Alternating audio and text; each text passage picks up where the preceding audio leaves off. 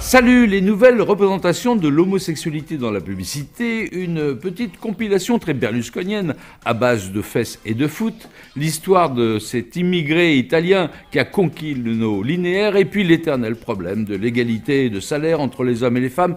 Ce sont les thèmes de cette émission que nous proposons aujourd'hui, émission aussi éclectique que ludique. Et on va commencer par le sujet par lequel je me sens le plus concernée, l'égalité des salaires entre les sexes. Les études sont formelles, on n'y est pas encore. Et ce n'est pas moi qui dirai le contraire, je gagne au moins 2 fois moins que Christian ici présent. Normal, hein, du patron. Ouais, reste qu'en France comme ailleurs, il reste encore des progrès à faire. Et pour alerter la société, les Belges ont une méthode bien particulière. Et Charlotte vous raconte justement cette dernière histoire belge de la semaine.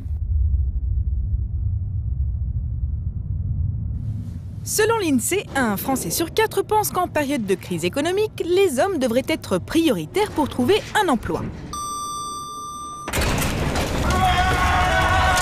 Eh bien, il y a fort à parier que tous les patrons ne sont pas de cet avis-là. Car aujourd'hui encore, à postes et compétences égales, les femmes gagnent au bas mot 20% de moins que les hommes.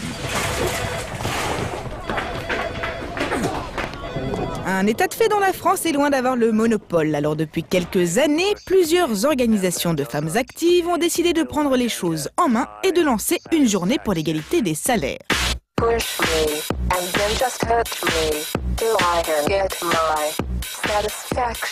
Et voici donc l'étonnante version belge de la campagne dédiée à cette journée.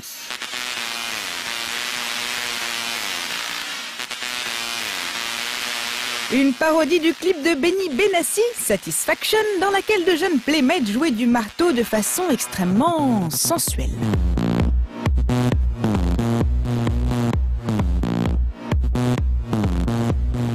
Les playmates ont ici laissé place à des femmes mûres incarnant donc leur avenir. Une trentaine de sexagénaires avertis ont postulé pour ce clip, illustrant l'âge avancé jusqu'auquel il faudrait que le sexe pas si faible travaille pour toucher autant qu'un homme. Push me, and then just touch me, till I get my satisfaction. Disposant d'un très faible budget de communication, l'association a vu là l'opportunité que son clip soit diffusé sur les chaînes musicales sans que ça ne lui coûte un bras. Car Benny Benassi a accepté que son tube soit détourné pour cette pub pour pas un radis.